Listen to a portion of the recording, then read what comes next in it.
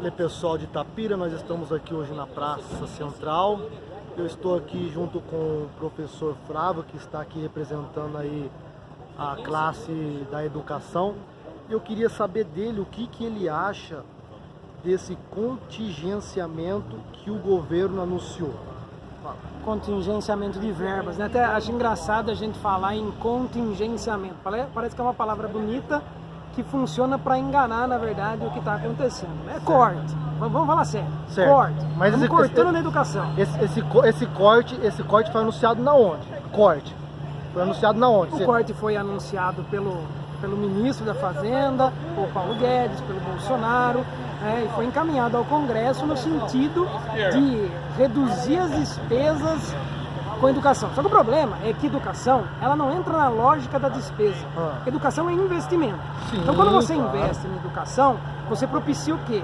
Você propicia qualidade para o trabalhador, você propicia desenvolvimento crítico de qualquer ser humano, Certo. você propicia amadurecimento do cidadão. Certo. Quando você faz isso, você possibilita que você tenha uma sociedade com qualidade no futuro. Sim, claro. Todas as sociedades, né? A gente costuma usar o exemplo mais característico do Japão pós-Segunda Guerra Mundial. Todas as sociedades que investiram em educação tiveram um boom de crescimento, um desenvolvimento. É claro que não é só isto, mas a educação é uma essência fundamental, é uma dinâmica importantíssima se você quiser ter uma sociedade melhor, mais desenvolvida. E o que a gente percebe, na visão desse governo, né, do governo Bolsonaro, é que, na verdade, o porquê dos cortes? Os cortes acontecendo, você perde a qualidade na educação. Aí vem uma segunda questão que acompanha a questão dos cortes. Bom, olha, já que a educação não está funcionando, as universidades não estão funcionando, as universidades não estão conseguindo alcançar um índice de qualidade, o que vem logo em seguida? A ideia de privatização, a entrega, né, da educação, do patrimônio público, transformando esse patrimônio público em mercadoria. E tem muita gente interessada. É lógico, as grandes empresas querem investir em educação. Hoje no Brasil hoje, você tem uma concentração de grandes e poucas empresas que administram a educação. Por exemplo, você fala em Anglo, você fala em Objetivo, são grandes grupos, né? O grupo Croton, você pode pesquisar aí, coloca no Google Croton, você vai ver que é um grupo que tem comprado inúmeras pequenas faculdades pelo Brasil afora, vão se juntando e vão formando os grandes conglomerados da educação. Qual o objetivo desses grupos? Educar com qualidade? Claro que não, é ganhar dinheiro. E é essa também a perspectiva do governo Bolsonaro, infelizmente. Certo, porém assim, você chegou a puxar esse contingenciamento de 10 anos atrás até hoje, ou não? Você tem essa informação? Não, informação... Perfeito, pode falar. Perfeito. Então eu vou te falar uma coisa. Desde 2002, se não me falha a memória, desde 2010, quando ainda Lula era presidente, ele já veio fazendo esse tipo de corte. Porém, o que nos chama a atenção é que em 2015, quem estava no poder ainda era Dilma. E ela fez um dos maiores cortes de toda a história na educação, que chega a ser mais de 10 bilhões de reais, entendeu?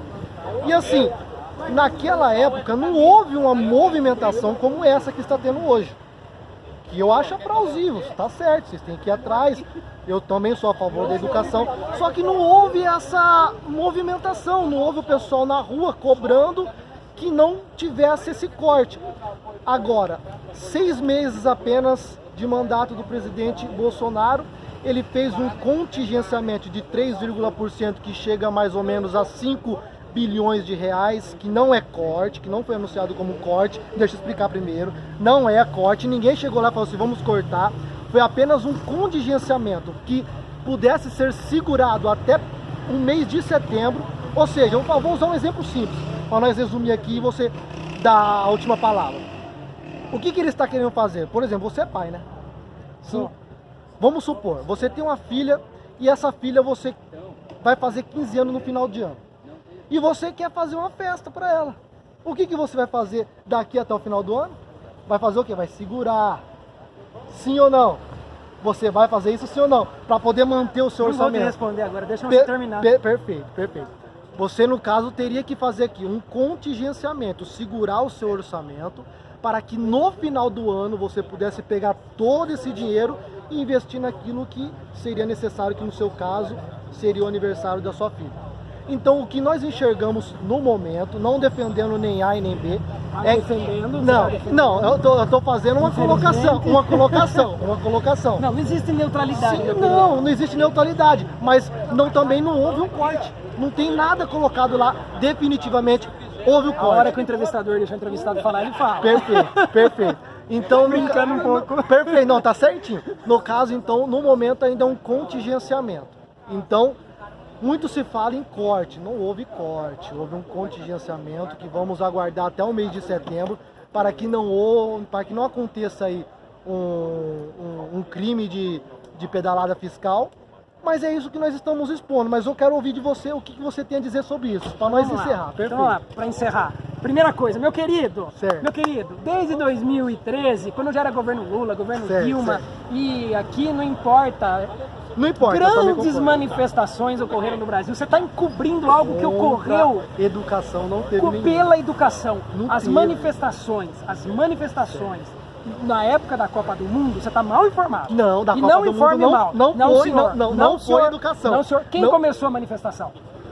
Os próprios monopólios políticos. Vou dizer para você quem começou as manifestações em 2013. Certo. Um grupo chamado Movimento Passe Livre, certo. Que é um movimento pela educação, certo. No sentido do transporte público. Foram eles que começaram as manifestações.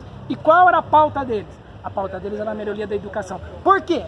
Porque já naquela época se percebia que Fernando Henrique Cardoso, Lula e agora Bolsonaro continuam na mesma perspectiva. Qual perspectiva? A perspectiva de cortar nos trabalhadores. Vamos parar com essa frescura de contingenciamento. É corte. Cortar nos trabalhadores, imprimir sobre a classe trabalhadora um arroxo salarial, um arroxo de direitos. Ainda entendo que o governo Lula foi um pouquinho menos, mas não aprovo. Foi um pouquinho menos, mas não aprovo, tá? Mas a lógica desses últimos governos tem sido todas essas. As manifestações de 2013 foram as maiores do Brasil. Infelizmente depois, cooptadas, aí eu vou concordar com você, grupos econômicos cooptaram aquelas manifestações e aí as manifestações degringolaram, foram para corrupção, como se corrupção fosse o grande problema do Brasil. O problema do Brasil não é corrupção. Aliás, corrupto é o capital. Sim, capital isso. Então, assim, existiram sim manifestações. Certo. O grande problema é que a mídia divulga a manifestação do domingo e não divulga a manifestação da sexta-feira. Exatamente. O grande problema é que o governo do estado libera a catraca do metrô na manifestação de domingo e não libera na manifestação de sexta. E aqui explico para quem não sabe. Certo. A manifestação de domingo sempre foi para o governo. A manifestação de sexta-feira é sempre contra o governo. Qualquer que seja. Qualquer que seja. Dependendo. Tá? Então, assim, eu aqui não tenho os dados para discutir agora no momento, não tenho mesmo. Mas o problema não são os dados, o problema é a perspectiva. E esse governo, com toda certeza, tem uma perspectiva privatizante muito maior do que o governo anterior. Muito maior. Isso é óbvio. O governo, o ministro da Educação disse outro dia: o nosso trabalho aqui é entregar as universidades para o mercado. Você acha Ele isso disse ruim? Isso. Horrível. Horrível. Mas por que Pega as seria principais ruim? universidades dos Estados Unidos. Nenhuma delas são assim. Da França, da Inglaterra, nenhuma delas são assim. E o capital ele não vai investir em inovações se ele não perceber que aquilo vai dar dinheiro. Não. Aliás, o capital faz isso. O capital faz isso. Sabe o que ele faz? Na universidade pública, ele vai lá, pega o carinha que está pesquisando sobre um novo remédio, pega o carinha que está pesquisando sobre um novo material, e o que ele faz? Ele captura esse cara que está com dinheiro público, com dinheiro nosso, desenvolvendo inovações, captura esse cara e aquela inovação, o que acontece com aquela inovação? Em vez de ser pública, passa a ser particular. Quem ganha com isso? O particular, o capital, não o público. Sim. Quem ganha é o capital. Então, minha gente, privatizar a universidade, já tem universidade privada, já está aí. Já tem, claro. Acabou. Várias. Deixa as universidades públicas para elas cumprirem a sua função. E a sua função qual é? Desenvolvimento do país, inovação, perspectiva tecnológica. Sem isso, nós vamos continuar pegando lá não sei quantos milhões de caminhão de soja mandando lá para fora e os caras mandam um avião cheio de chip para nós. A gente não tá, nosso valor agregado não é nenhum. Por que o nosso valor agregado não é nenhum? Porque a gente não tem inovação tecnológica. Então, é necessário ter clareza de que se tratam sim de cortes, sejam eles do governo do PSDB, sejam do governo PT, são cortes. Vamos aguardar, são cortes. vamos É a aguardar. mesma coisa que a gente fica agora, Sim, ó, vou dar sim, um exemplo, sim. é a mesma coisa que agora a gente fica impressionado. O relator da reforma da Previdência tirou os professores ontem do projeto da reforma da Previdência. A gente, pela madrugada, vocês estão tonto, bobo? A Previdência, é um assunto é a mesma coisa. Complexo. É Não, o é mesmo complexo, projeto. é complexo. Cara, tem que esperar. Deixa eu falar uma coisa pra você. lido. Deixa eu falar uma coisa pra você. Sim. Deixa eu falar uma coisa pra você. Tudo isso que está acontecendo faz parte de um mesmo projeto, muito bem construído, chamado Projeto Neoliberal. De fazer o quê? Sim. De entregar as partido é. riquezas do país para o capital internacional, para fora. Por que o Bolsonaro vai beijar a mão do presidente dos Estados Unidos, do Trump? Muito simples. São símbolos. Ele vai falar assim pra mim, mas você tem que... Os números... Gente, Sim, são claro, símbolos claro. que mostram, na verdade, qual é o projeto, qual é a perspectiva daquele governo. Certo. Então, na minha visão, e não é só a minha visão, acho que aqui, apesar de não ter os números aqui na mão, eu estou embasado em pesquisadores, o Fagnani da Unicamp, o Ricardo Antunes também da Unicamp, vários pesquisadores que construíram, por exemplo, um projeto diferente de reforma da Previdência, que realmente ataca aí, aqueles que devem, o Itaú aqui na nossa frente, que faz com que os privilegiados realmente paguem, construir uma reforma tributária. Por que nós não estamos discutindo uma reforma tributária que transforme o imposto no Brasil em imposto progressivo? Poderia conciliar. Primeiro a reforma tributária. Sim, vamos poderia taxar conciliar. os ricos. Cadê no Brasil? Cadê no Brasil? Essa eu sei, esse dado eu sei. No Brasil a taxação sobre ricos é 2%. Nos Estados Unidos, hein? Nos Estados Unidos é 8%. Na Inglaterra é 16%. Na França é 40%. Na Bélgica é 65%. Sim, mas você vai concordar que essa nova Previdência, Não vou Ó, concordar que é essa nova. nova Previdência, Não é nova. ela tá nova. englobando e tirando benefício até dos grandes, se você Não. parar pra pensar. Lógico que tá. Ele tá englobando o... Então vai cobrar o Não, Itaú? eu tô falando. vai. Isso aí é um caso que eu vai. concordo que deveria conciliar. Mas por que não vai conciliar? Porque não tem como. A aprovação da nova Previdência, junto com a cobrança desses tributos que foram sonegados há muitos anos. Como que vai juntar isso aí se a reforma da Previdência é exatamente para beneficiar esses grandes grupos Não financeiros? não vai beneficiar. Claro que não vai. beneficiar. A capitalização, o que é? Um exemplo maior, a Van não parcelou a sua dívida de sonegação por não sei quantos anos. Para não pagar. Mas vai pagar, lógico que vai pagar. Você tem que pagar, Não, eu tenho que pagar. se, Eles não. se ele se propôs... Cara, o Itaú outro dia tinha uma dívida de 25 bilhões Certo. que foi cancelada. Procura lá no Google. De novo, procura no Google. É bom ter esse diálogo, Eu acho que é importante, é importante você ter a sua ideia, eu ter a minha ideia, cada um deles ter a sua ideia, porque isso é uma forma democrática de se discutir qualquer projeto, seja político, seja privado, o que seja. Porém, desde que seja feita uma manifestação como foi feito hoje. Conversada, pacífica, sem violência, é isso que importa, é isso que vai fazer com que o Brasil seja diferente. Concorda ou não? Em partes. E aí tem um esclarecimento. Eu já participei de muitas manifestações. E a maioria pacíficas. Sim. A grande maioria pacíficas.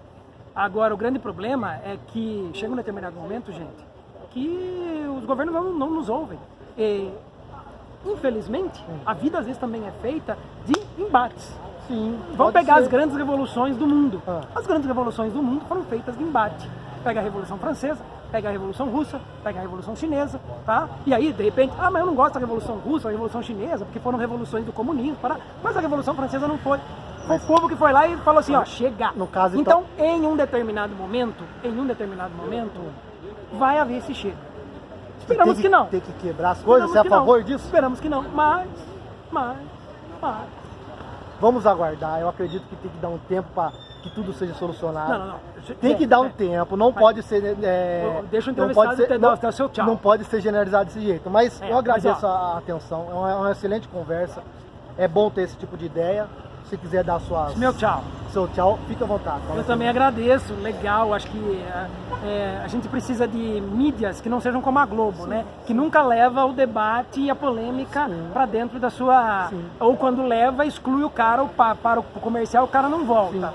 Agora, lamento, gente, mas governos com a perspectiva de Bolsonaro, extrema-direita, dos bancos e dos patrões, lamento, gente. Abraço, mas não vai dar certo. Certo, Gabriel. Obrigado. Valeu a atenção. Falou.